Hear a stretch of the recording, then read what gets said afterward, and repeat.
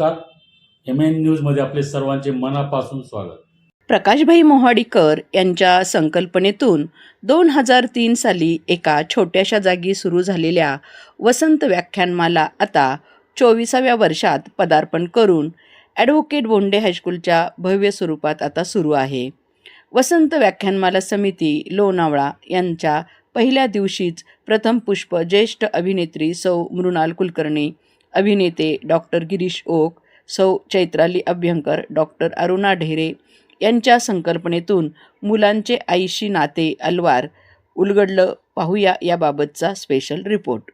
महान परित्यजती, अर्थात काही लोक संकट येईल, अडचणी येतील म्हणून कार्यारंभ करतच नाहीत, तर काही जण संकटे आल्यावर ते कार्य मध्येच सोडून देतात.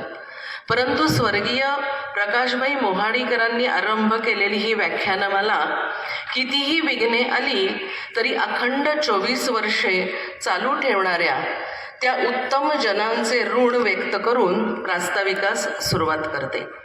सन्माननीय व्यासपीठ ऋषीतुल्य डॉक्टर अरुणाताई ढेरे या त्यांच्या संकल्पनेतून इथे उपस्थित आहेत असे गृहीत धरते.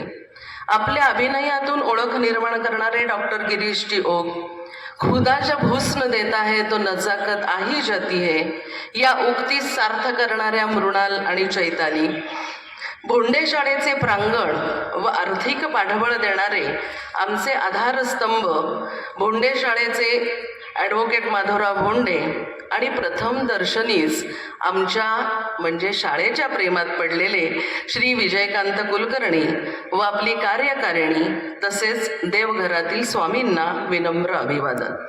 दरवर्षी नवनवीन कार्यक्रम लोणावळ्यातील रसिक प्रेक्षकांना विनामूल्य सातत्याने 7 दिवस देणे हे खरोखरच मोठे आव्हान असते.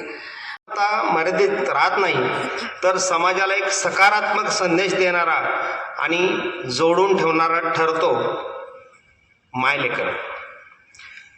ज्येष्ठ साहित्यिका डॉक्टर अरुणाताई ढेरे यांच्या संकल्पना, निवड आणि बांधणीतून साकारलेली ही कलाकृती आपले भावोत्कट अभिवाचन, काव्यवाचन आणि गायनाच्या माध्यमातून सादर करण्यासाठी मंचावर अतिशय दिग्गज कलाकार आज उपस्थित आहेत. सदर कार्यक्रम म्हणजे या व्याख्यानमालेचा मेरुमणीच.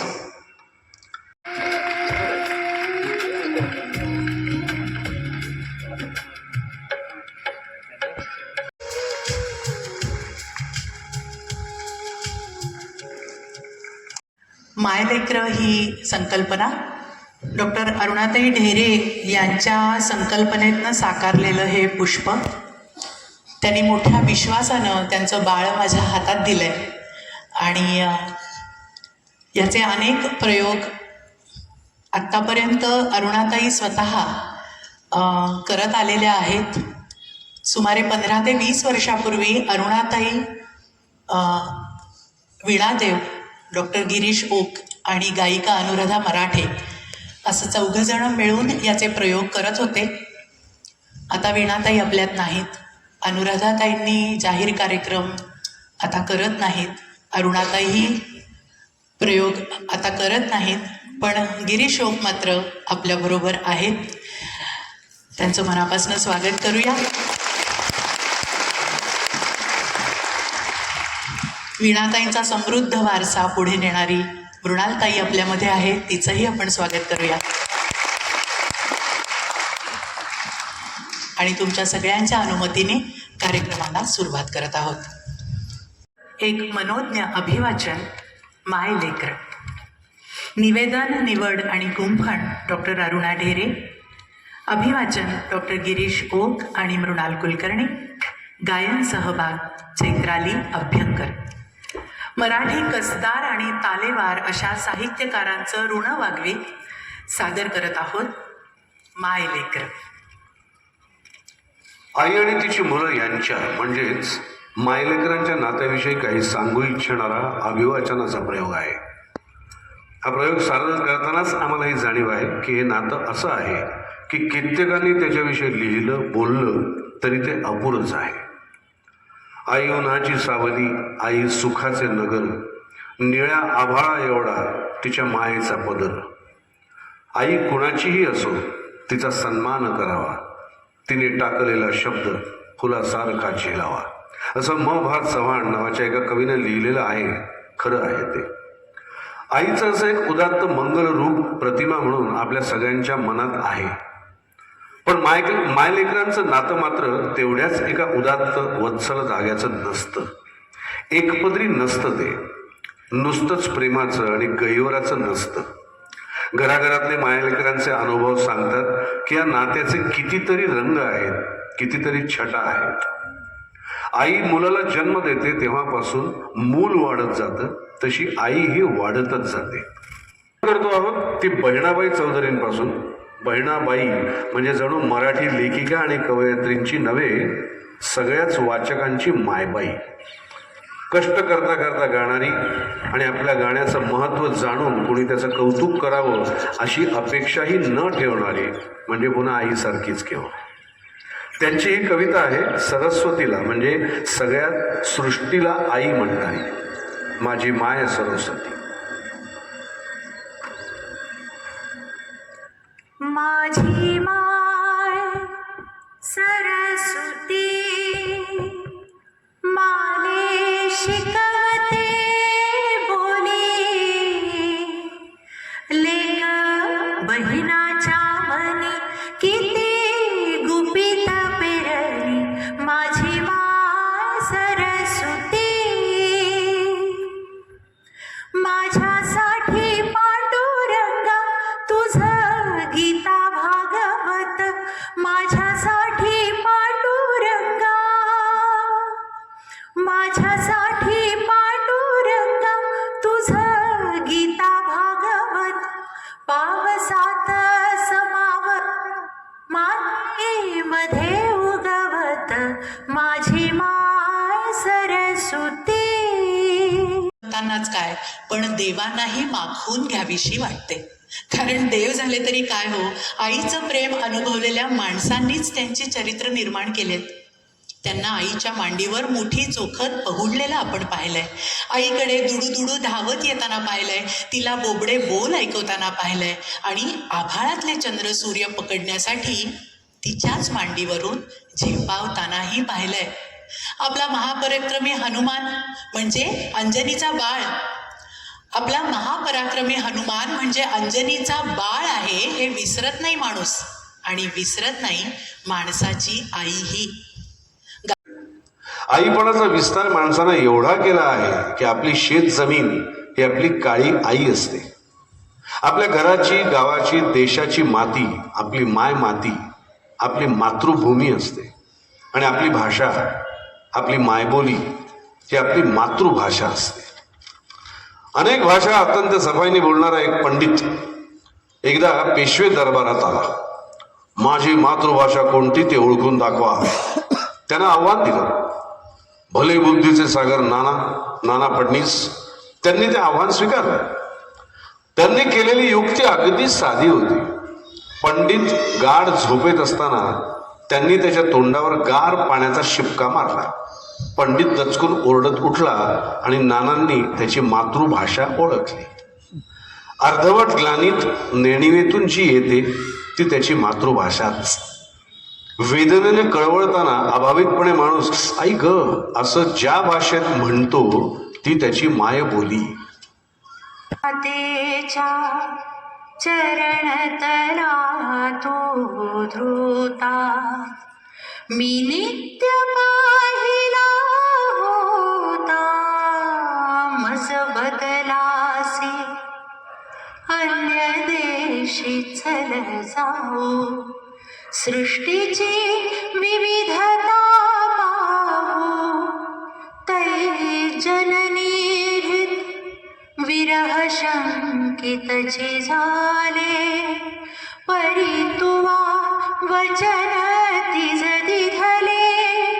मार्गज्ञ स्वयी मीच पृष्ठी वाहीन. त्वरितया परत आणीन. विश्वसलो या तव वचनी मी. जगदनुभव योगे बाळ येशू आठवतोय? मुळात बाळ जन्म घेतं तेच मुळी आईसाठी. त्याला जर जन्मताच बोलता येत असतं ना तर त्याने नक्कीच तेव्हाच तसं सांगितलं असतं, म्हणालं असतं, नका विचारू आम्ही कुठले, नका विचारू आम्ही कुठले, काय आमुचे नाव असे, देवदूत हो आम्ही आमुचा आनंदाचा गाव असे. शुभ्र ढगांवर बसून मजेत होतो हिंडत आभाळात, शुभ्र ढगांवर बसून होतो मजेत हिंडत आभाळात. आई म्हणाली ये ना खाली, थेट उतरलो तिच्या पुढ्यात. हो ना माझा बाळ म्हणाली, हो म्हटले बाळ तिचा. आवडले मग बाबा, तेव्हा होऊन गेलो दोघांचा. नंदलाला रे निज माझा नंदलाला, नंदलाला रे. विसरायचं नाही हे विसरायचं नाही. सकाळ होताच मी तुला उठवीन, मीच तुझे दात घासून देईन. मुलगी आईला म्हणते हा, आईच्या भूमिकेत. सकाळ होताच मी तुला उठवीन, मीच तुझे दात घासून देईन. दुधाचा पेला पाहून रडायचं नाही, बरं का गाई हे विसरायचं नाही, हे विसरायचं नाही. अभ्यास झटपट करून घ्यायचा, देईन तो झगा घालून घ्यायचा. म्हणजे मराठीत फ्रॉक. अभ्यास झटपट करून घ्यायचा, देईन तो झगा घालून घ्यायचा. माझा कोको हा घे, समोरच तर आहे. शी किती गार थंड आहे, गरम करून दे ना. आता फार गरम झालाय तो, आता कसा प्यायचा? काय ग, अजून डोळ्याची चिपाडत तशीच आहे. ती धुवून केस विंचरू नयेत तोवर होईल गार. काय नको, मग फार गार होईल तो, आणि पुन्हा तू द्यायची नाहीस गरम करून. आता पी चटकन, गार झालाय बघ.